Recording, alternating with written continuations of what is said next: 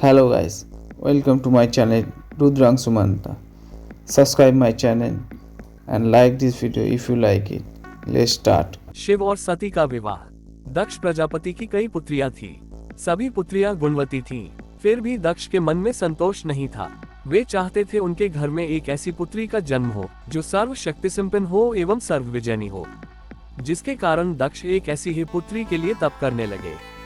तप करते करते अधिक दिन बीत गए तो भगवती आद्या ने प्रकट होकर कहा, मैं तुम्हारे तप से प्रसन्न हूँ। तुम किस कारण वश तप कर रहे हो?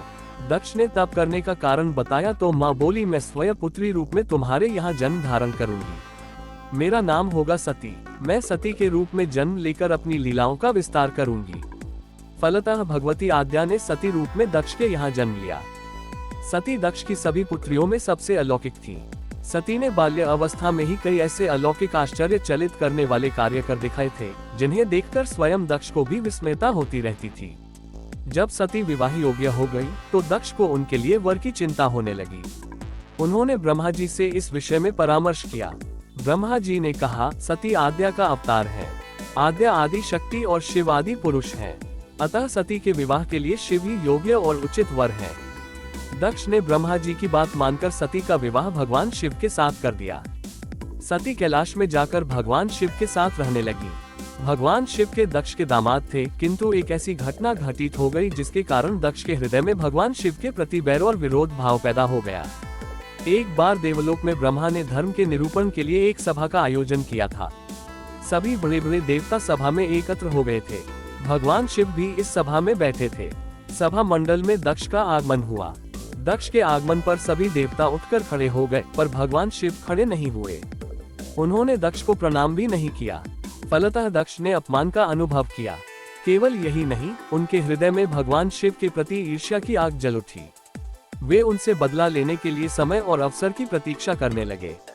एक बार सती और शिव कैलाश पर्वत पर बैठे हुए परस्पर वार्तालाप कर रहे थे। उसी समय आकाश मार्ग से कई विमान कनखल की ओर जाते हुए दिखाई पड़े।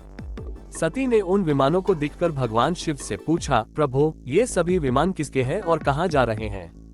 भगवान शकन ने उत्तर दिया, आपके पिता ने बहुत बड़े यज्ञ का आयोजन किया है।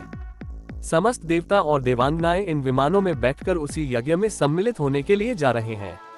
इस पर सती ने दूसरा प्रश्न किया, क्या मेरे पिता ने आपको यज्ञ में सम्मिलित होने के लिए नहीं बुलाया? भगवान शंकर ने उत्तर दिया, आपके पिता मुझसे बैर रखते हैं, फिर वे मुझे क्यों बुलाने लगे? सती मन ही मन सोचने लगी, फिर बोली, यज्ञ के इस अवसर पर अवश्य मेरी सभी बहनें आएंगी। उनसे मिले हुए बहुत दिन हो गए। यदि आपकी अनुमति हो तो मैं भी अपने पिता के घर जाना चाहती हूँ। यज्ञ में सम्मिलित हो लूंगी और बहनों से भी मिलने का सुअवसर मिलेगा। भगवान शिव ने उत्तर दिया, इस समय वहाँ जाना उचित नहीं होगा।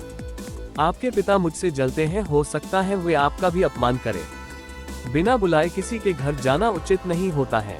इस पर सती ने प्रश्न किया, ऐसा क्यों?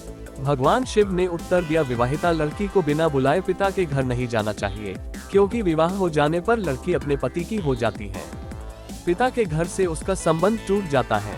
लेकिन सती पीहर जाने के लिए हट करती रही, अपनी बात बार बार दोहराती रही। उनकी इच्छा देखकर भगवान शिव ने पीहर जाने की अनुमति दे दी। उनके साथ अपना एक गण भी साथ में भेज दिया। उस गण का नाम वीरभद्र था। सती वीरभद्र के साथ अपने पिता के घर गई। घर में सती से किसी ने भी प्रेम पूर्वक वार्तालाप नहीं किया। दक्ष ने उन्हें देखकर कहा, तुम क्या यहाँ मेरा अपमान कराने आए हो? अपनी बहनों को तो देखो, वे किस प्रकार भांति भांति के अलंकारों और सुंदर वस्त्रों से सुसज्जित हैं। तुम्हारे शरीर पर मात्र बाघंबर हैं।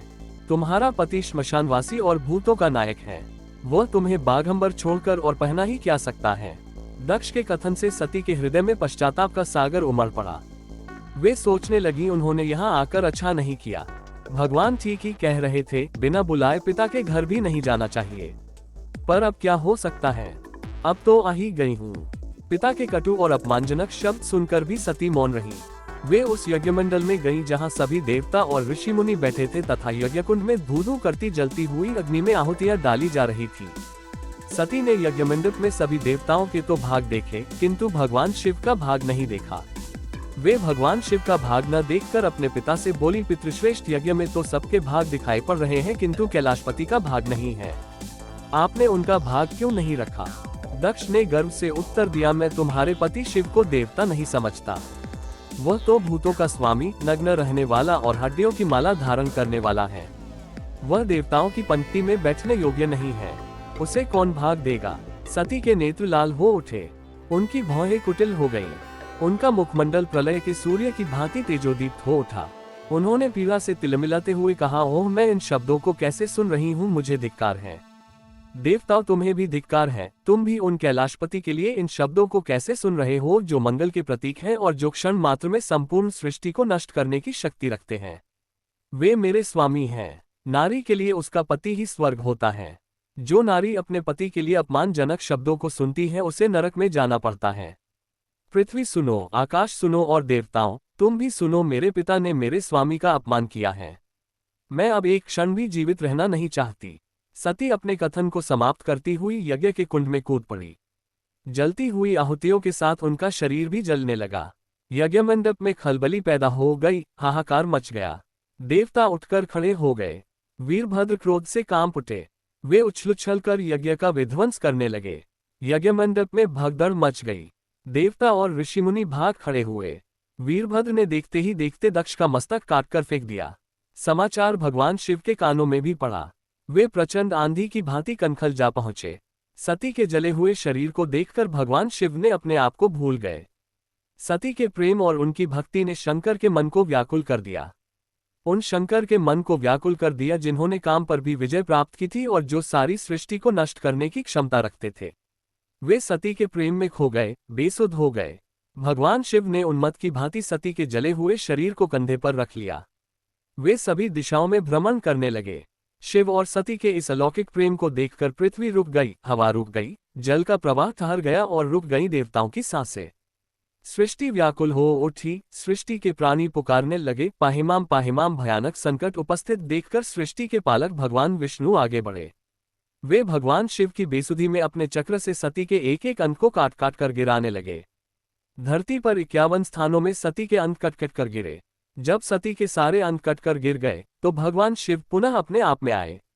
जब वे अपने आप में आए तो पुनः सृष्टि के सारे कार्य चलने लगे। धरती पर जिन 51 स्थानों में सती के अंत कट कट कर गिरे थे, वे ही स्थान आज शक्ति के पीठ स्थान माने जाते हैं। आज भी उन स्थानों में सती का पूजन होता है, उपासना होती है।